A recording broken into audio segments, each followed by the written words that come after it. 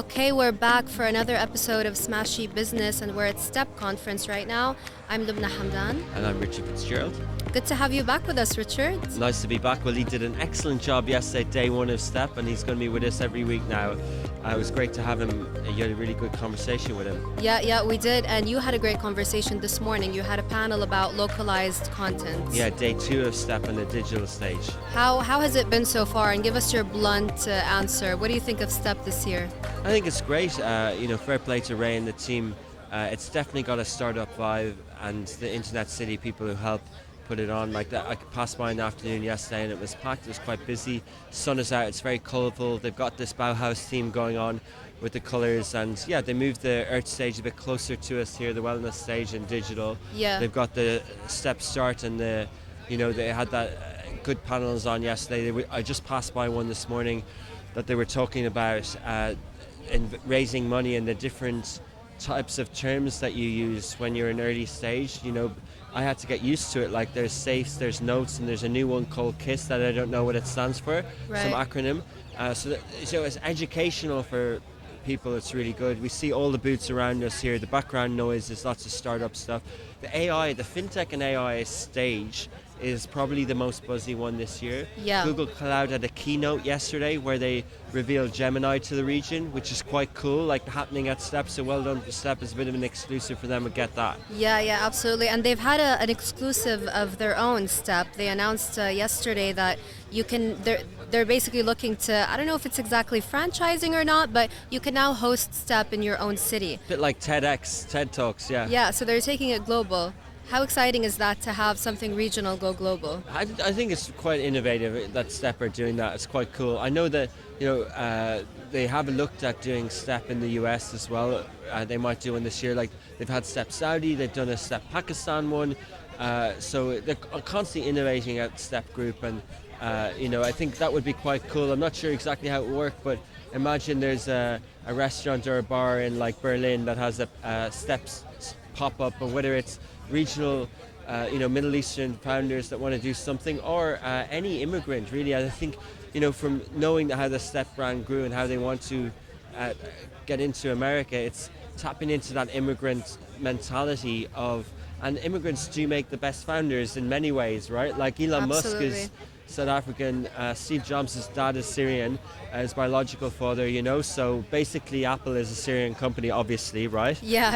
Headquarters should be in Damascus, clearly. Yeah. Move Cupertino. Exactly. Love it. No, but you know what? They should do it in Moscow. They should do it in London. And speaking of Moscow, I noticed a trend this year at STEP is so many startups coming, so many Russian founders are choosing Dubai. And when you ask them, they say actually it's not because of the current war that's going on between Russia and Ukraine. It's actually because Dubai is so impressive, tech-wise, and just the ecosystem for startups, and it's so much easier to set up small businesses here. I totally agree. I think it was interesting during the pandemic, right, when people wanted to get out of New York and they tried Tulum in Mexico and they tried Bali, but they ended up here, like the creators ended up here, and I think a lot of what people were talking about, it's like, oh yeah, things happened in the region when Arab Spring, so they naturally had only Dubai to go to. Mm-hmm. No, not really. Like, it's not. It's because, as you said, it's because Dubai has a lot to offer. It's got the regulation in place. It's got the startup stuff in place, and obviously there's a war happening in Ukraine and Russia, but they could go elsewhere, right? Yeah. Yet they come here. Yeah, I mean, they love it here as well, right? The weather, the offerings, and all that. Shall we quickly get into the news? And then we have a special interview with the two founders, actually, who are Russian, who came from Russia and all across Europe. And they launched a startup called Slice, where you basically are able to, it's both for customers and for restaurants, so B2B2C.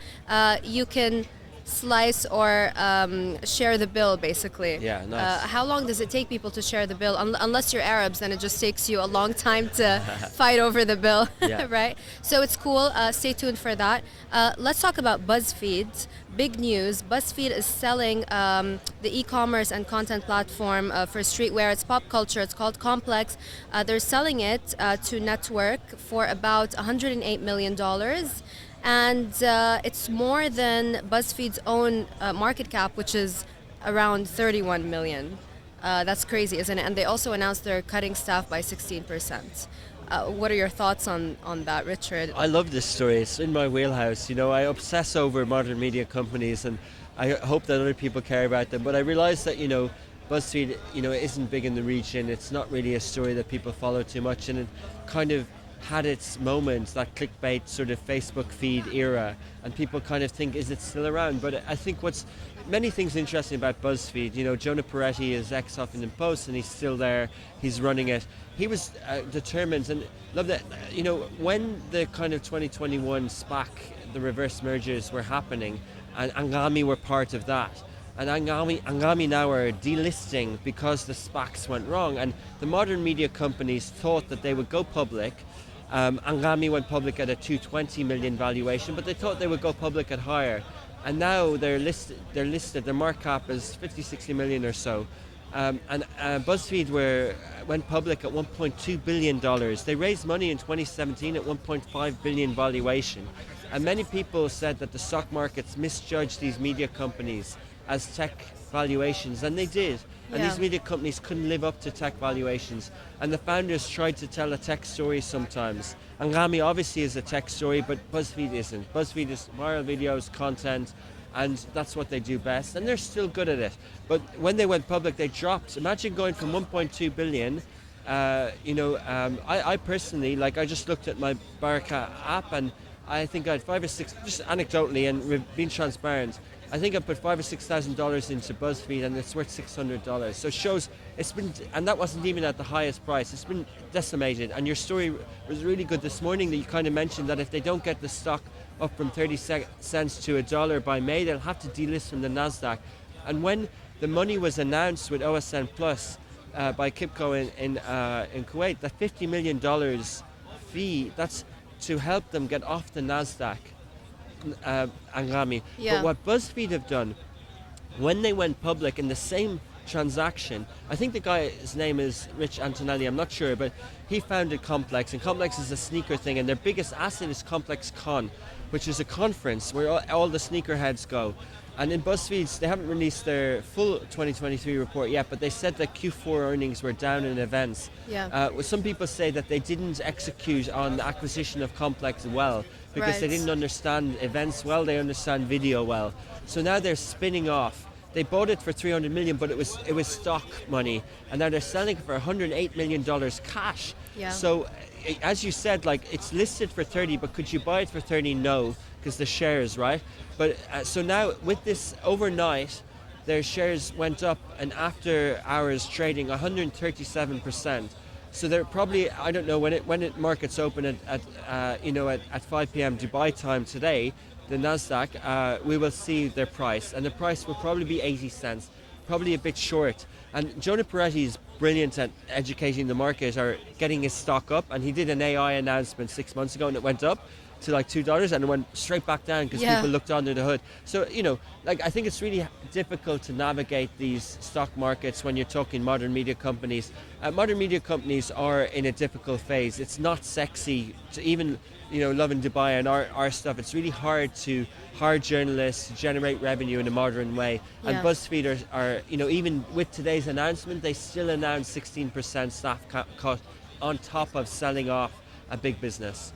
It's difficult times, but it's interesting that you mentioned Anghami, and generally I think a lot of companies are overvalued, and we spoke about this a couple of years ago with Fahim Al-Qasimi, but where do you think Anghami went wrong? Because they are delisting. Do you think it was too early for them to list? Do you think they should have listed to begin with?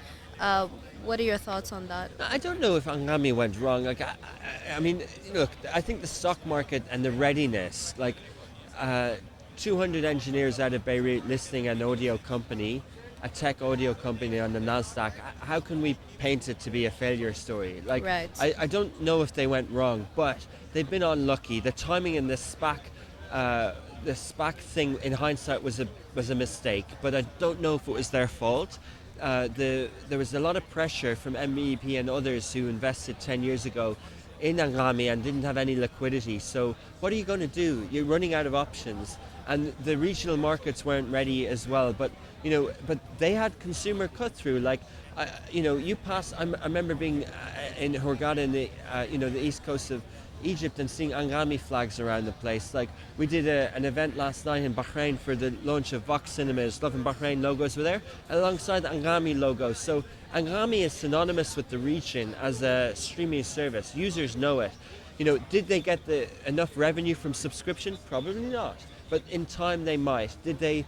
They launched their studio business last year. They made songs for Cartier and others. That brought in $3 million in revenue, right? Maybe if they started that earlier, maybe, caveat, partnering with a sales house, Shwari DMS, might not have been the right way to do, but they didn't have an office in Dubai at the time, so what else are you going to do, right? Right. So, but I wouldn't blame them on any level. I think, why are they leading the tech now with OSN Plus? Why are they, the engineers at Anghami are the ones that are going to help OSN Plus get off the licensed software that they use in the US to have their own streaming service here? So what Anghami is doing is broader than, and one of the things that Anghami, I think, is reason, I hope they stay public. I didn't sell my shares, even though, and I'll still have them, but I won't be able to sell them when they're private. Why? Because of Eli Habib, right? Eddie's amazing as well, but Eli is obsessed with AI. Right. And I think to have a leader that really believes in AI, and he gets in the weeds and he does the coding himself. Like, look at NVIDIA is the darling stock in the US at the moment. I checked the app this morning. They're up 14,000%, Lubna, in 10 years. 14,000%. My brother texts me, he has major FOMO. He was at Google in the US in 2017. He was like, everyone's talking about NVIDIA and chip, and he's like, I should have just bought shares in NVIDIA, right? But Eli Habib they're still listed. They haven't delisted yet. He's the founder who believes in AI. And he's talking about movies for you, personalized AI movies on OSN. Yeah. He's talking about different things, right? So, we had Gemini yesterday. There's an AI stage on Step. Like, I as the founder of media company, I should be spending more time reading and learning about AI, and my company and people should be, because especially with content, that's the future. But so I don't know if they where they went wrong, but definitely there was mistakes on valuations, and but some of these things are out of our control, but they're still alive and they're still going strong. I love how passionate you are about this, Richard. It really is one of your favorite topics, isn't Media it? and content, it's my favorite topic. Yeah. No, I love it. And it's crazy you mentioned the pressure from MEVP towards Anghami, because, yesterday, and we're going to put up the episode today, we spoke to Saeed Al-Naufali, the director at In5, the incubator here in Dubai. It's part of the TCOM group. And he was saying, actually, investors need to check the books before investing in startups, and they need to focus on profitability and et cetera, et cetera. But, it's funny because in that particular case, maybe they should not have pushed Anghami too much. Maybe they could have waited a little bit, and they would have made the right decisions and would have continued to be on the stock exchange. Yeah, but maybe it was the founders thing as well. Like, maybe they wanted liquidity. I mean, I don't know if it's just one. I mean, I've named the VC, but I don't know if it's just them. Like, there's other things that play. Like, what we see is secondaries are quite popular now, which is where the investors can take money off the table without exiting. And there's many unicorns that haven't listed yet, like Stripe being one of them, right? Like, where the founders have been able to line their pockets without selling the company through secondaries. And I think we're seeing more creative ways in the region, and as the ecosystem grows and different types of financing comes into play, it gives you other options. Look, when something's hot, it's hard to know. Like, it's hard to know if something's a bubble, right? Like, obviously right now SPACs and NFTs were a big bubble, right? Yeah. And people got burnt, right? And so it's easy to say it in hindsight, but when you're right in the heat of it, it's hard to really see that. Yeah, absolutely. Great conversation, Richard. Thank you for your time.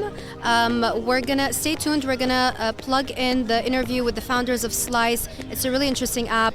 If you ever struggle with splitting the bill at a restaurant, or if you are a restaurant and you struggle with people taking so long to split the bill, check them out. Up next, watch us, stream us on smashy.tv, or listen to us wherever you get your podcasts, Apple, Spotify, or of course your local homegrown business. Support them, Anghami. Thank you. Alona, co-founder of Slice. Have you guys ever been to a restaurant with friends and just struggled to split up the bill? Well, Slice is the solution for that, not just for customers, but for restaurants as well. Alona, tell us a little bit about Slice. Oh, thank you for having me here. So, me and my co-founders, when we studied in the European Business School, we visited lots of countries, mostly Europe, France, Spain, Italy, UK as well, America, and here Dubai as well. So we faced a big difficulty with paying in restaurants. Everywhere in the world where we have been, we always struggled with payments. It took us sometimes, 40 minutes just to complete the payment, especially if we were like a large group of people, 20, 30. It's impossible to split, to pay properly, to pay quickly. So we realized that we need to solve this problem because dining experience should be enjoyable and not painful. And payment process is the most painful process in dining. Can I tell you one Yes, thing? yes. The most painful thing when you're dining with Arabs is fighting over the bill, Over not, the bill, not yes. splitting the bill. Oh but my luckily God. in Dubai we have a lot of expats who, yes, do need these solutions, and I think young Arabs are as well. Are economic times are tough, guys. We need to split the bill sometimes. Yes. So okay. So we decided to create the solution that is on the table. It's here. You can scan with your mobile phone, like in any time of your experience in the restaurant, and just see your bill right away, pay immediately in 15 seconds. Or maybe you can split the bill if you like, and also leave the tips, because I think tips is also important because you want to kind of encourage the good service and you want to appreciate the waiters that are serving you. Absolutely. And a lot of restaurants keep the tips as well. They don't give them to the waiters, do they? I don't think so. I hope not. So what we heard here in Dubai, so what we normally do with tips is they collect them in the pot because it's not only for waiters, but it's also for the kitchen. It is also for the barman, for example. So in these people sometimes they are lacking it. So they do it together and then split it equally. Good point. Good point. Why did you choose Dubai? Because you came from Moscow. Yes. Why Dubai? So when we looked at the markets, we were thinking about European markets, American market, Dubai market as well. We realized that Dubai is very, very modern city. It is the place that is very technologically savvy. So the people really using mobile phones a lot. They do pay, they do use quick payments. So this is the place where people would actually enjoy having this solution. Because, for example, in Europe, sometimes they bring you the check still on paper and a pen. You know how funny it is. Yeah. So in Dubai as well, we see that it's a place for attracting money, for investments, and we also see how well developed the startup ecosystem is here. And here at Step Conference, for example, we see a lot of funds, a lot of accelerators, and we already know most of them for the whole year that we spent here. So Step Conference, I guess, is the place to be. And it's interesting. It's great to hear that the ecosystem is growing here, and it's becoming more and more established. Because someone coming from Moscow, for example, it's great to hear you say that about Dubai. How did you find out about, Step Conference, and how has your experience been so far? So we were basically looking at other conferences. I think it was called LEAP conference. It is in Riyadh. Yes. And then we suddenly realized that there is probably other conferences that are not in Riyadh but in UAE. We just checked Google and it was immediately Step Conference. Realized it's the biggest one. It's almost like the biggest event here in Dubai. And we definitely see it, how professional it is. We immediately, signed in and we are presenting our startup tomorrow, showcasing it here. Oh, tomorrow you're showcasing Yes, it. yes, we have our booth. So not like we don't have a presentation, but we have a booth where we can stand and we will show our QRs, we'll show how the solution works. Great, so we great. expect a lot of positive outcome from this. Absolutely. We're going to speak to your co-founder, Absolutely, Rustam, absolutely. shortly. Yes, but, it was nice to talk to you. Lovely Yeah. to talk to you, and, Yes. and great to see startups from outside. It's great to see that Dubai is attracting startups from outside. To Sure, come here. sure. This is the place that we love. Yeah. Yes, thank you. Thanks. Rustam, you're the co-founder of Slice, and you're bootstrapping the business. It's a year old. You came to Step Conference hoping to find funding. Are you looking for funding? What is the plan?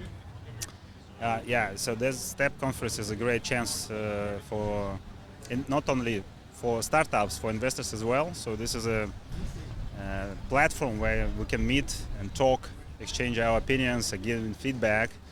So we applied for many funds. We see angel investors. Sometimes we have a lack of getting feedback. They just say sorry, you don't really fit. And here we can approach them and ask, okay, so can you remember our startup? Just remind about us again, and ask for transparent feedback. And it worked really well. So even today, we talk with free VC and accelerators, and they provide a really valuable feedback that we can use, like to improve our solution, maybe pivoting a bit. So it's a great chance. And what is the biggest challenge that you've found here? So far, in order to be more lucrative for VCs or other funds, we need to gain more traction.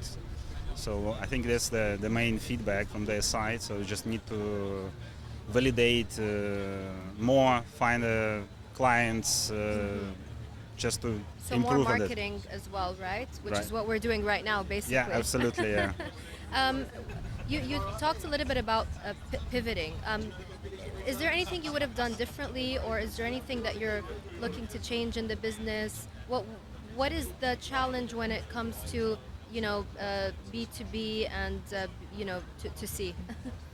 Okay, yeah, that's true. So startups may go through many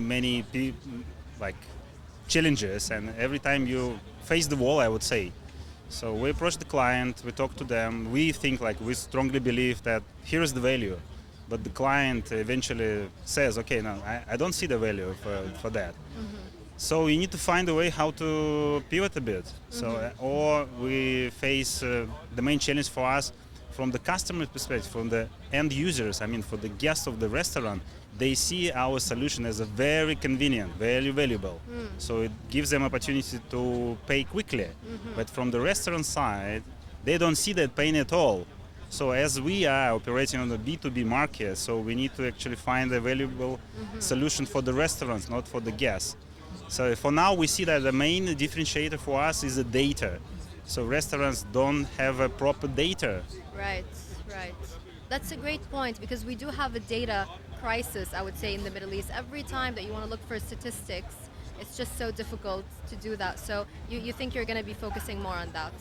Yeah, so for now, what we're trying to build a data analytics tool. So with the data we get from the restaurants, from the guests, so we will be able to highlight the growing trends. So what's the items in the menu sells the most? What's the least? And you can adjust the menu based on that data analytics within the certain price range. For example, similar as any sellers do on Amazon, for example. You looking at the data, you see all the competition, you make an investment decision within your price strategy, within your item strategy. Right. So same for the restaurant and location as well. So you see that, okay, what's the preferences of the certain neighborhood towards which cuisine, which menus items. I mean, I think it's a brilliant concept, Thank you. and wish you the best of luck. Thank you very and much. also, I think restaurants have so many issues here. I mean, I think they could use the data, right? It's such a volatile market, the F&B market. Restaurants open and close, sometimes after 6 months. Great startup idea. Thank you so much for being with us. Thank you for having me. And we'll see you around. Thank you very much. See you around. Thank Enjoy you. the show. Thanks. Thanks, guys. Tune in on Smashy TV and listen to us on all audio platforms. Thanks.